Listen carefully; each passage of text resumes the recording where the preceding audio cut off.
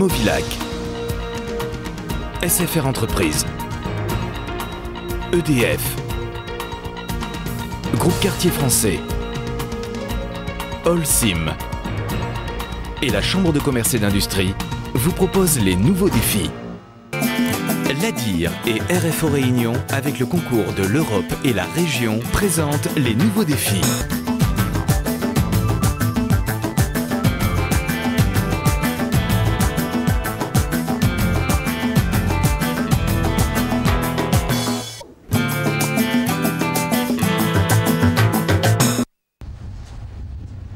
Au pied des immeubles entre Mazagran et Doré, un trou béant qui préfigure le tracé du boulevard Sud dans le quartier.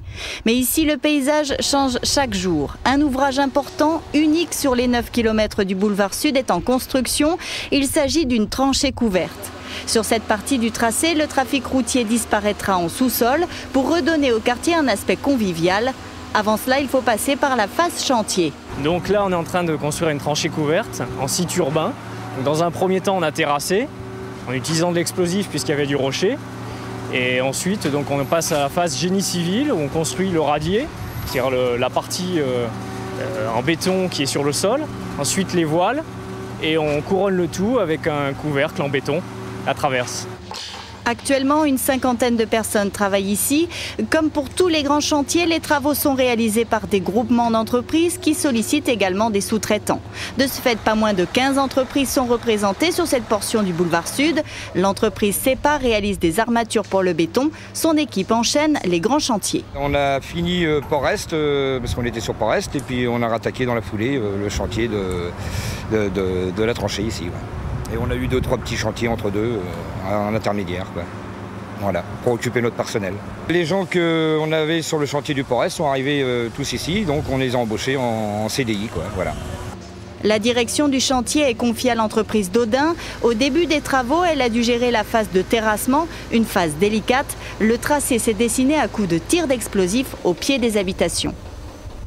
Du fait de l'urbanisation qui est autour du chantier, il a fallu prendre des précautions particulières, adapter les méthodes de tir pour excaver environ 30 000 m3 de terrain rocheux avec une technique de minage ou avec le tir électronique de façon à ne pas perturber les immeubles environnants. Aujourd'hui, la tranchée couverte avance depuis Doré vers Mazagran. 15 000 m3 de béton devront être coulés d'ici la fin des travaux, et ce pour réaliser les différentes parties de l'ouvrage. Le radier, c'est la structure inférieure horizontale qui permet d'asseoir l'ouvrage sur le sol. Les voiles sont les élévations, donc ce sont des murs qui font une soixantaine de centimètres d'épaisseur. Et la traverse, c'est le toit de la tranchée couverte, qui ferme le tunnel. Pendant les travaux, une passerelle a été installée pour relier les deux côtés du quartier. Au final, les habitants n'auront pas à souffrir des nuisances sonores et visuelles. D'une 2x2 voie urbaine, ils profiteront d'une esplanade au-dessus de la route. L'autre avantage d'une telle conception, c'est de requalifier le quartier, de profiter de cet aménagement pour envisager un certain nombre d'aménagements urbains, à commencer par les activités sportives pour les gens du quartier. On aura également des jeux d'enfants qui seront positionnés au-dessus de la tranchée couverte, et puis également le rétablissement des voiries qui se fera avec notamment la continuité comme avant de la rue Léon Dierx, plus des contre-allées en partie haute qui autoriseront les circulations de quartier pour le raccordement sur le boulevard Sud. Le boulevard Sud, dans son ensemble, est conçu pour s'intégrer à la ville. Depuis toujours, il prévoit la circulation des voitures, mais aussi celle des piétons. Au départ, c'était pour faciliter le transfert d'est en ouest des automobilistes, en sachant qu'il y a quand même très peu de gens qui traversent Saint-Denis directement, ils sont moins de 10%.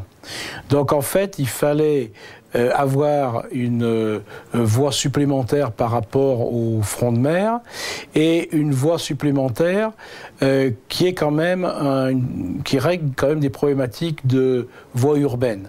C'est pour ça qu'on a des échangeurs qui sont à même niveau. C'est pas une route de transit rapide, c'est une route qui doit aider la fluidification du trafic, mais qui doit aussi permettre l'alimentation, si on peut dire, des voitures dans Saint-Denis.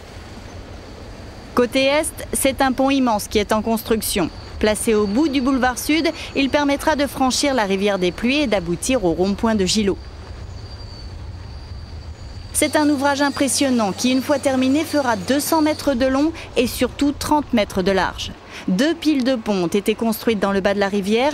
Le reste des travaux se poursuit en hauteur pour déjouer les caprices de la nature. On a cherché justement à limiter les travaux en rivière et donc pour cela, l'idée principale était de construire le tablier à l'abri, donc sur la berge. Et la technique la plus appropriée en fait pour cet ouvrage, c'était la technique du poussage. Donc on construit le tablier tronçon par tronçon et au fur et à mesure on le pousse, il franchit la rivière des Pluies au fur et à mesure. Pousser un pont en béton, ça paraît impossible. La technique est pourtant assez courante. Le coffrage du tablier dans lequel le béton est armé et coulé est fixe sur la berge. Quand il est totalement rempli, des vérins hydrauliques vident le coffrage en poussant l'ensemble au-dessus du vide. Pour construire ce pont, l'opération doit être répétée 7 fois pour atteindre la berge d'en face. Et ce n'est que le début, l'ouvrage est en fait constitué de 2 tabliers. Les travaux ont démarré concrètement fin janvier 2006. La fin du délai est prévue mi-juillet 2008. Et au niveau du tablier, le premier tablier doit être terminé fin juin. À partir du mois de juillet, on transfère le matériel, on recommence le deuxième tablier pour une fin du deuxième tablier début d'année prochaine, donc fin janvier 2008. Pour éviter les mauvaises surprises, l'environnement est protégé. La rivière des Pluies devrait retrouver son lit après les travaux. Ces berges sont aménagées pour résister aux crues. Comme l'axe mixte de Cambrai, ce pont devrait intégrer 2 fois 2 voies de circulation, 2 voies de tram-train, sans oublier des trottoirs et des pistes cyclables. Bientôt, une 3e et dernière portion du boulevard Sud sera en travaux. Il s'agit du passage dans Sainte-Clotilde, près de l'université. Les voies uniques, pour l'instant, seront doublées. L'ensemble du boulevard Sud sur 4 voies devrait être livré courant 2008, en même temps que la route des...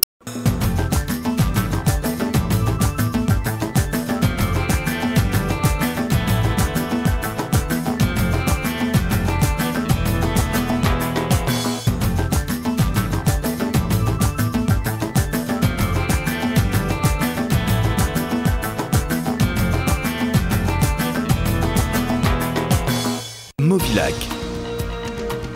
SFR Entreprises, EDF, Groupe Quartier Français, Holcim et la Chambre de commerce et d'industrie vous ont proposé les nouveaux défis.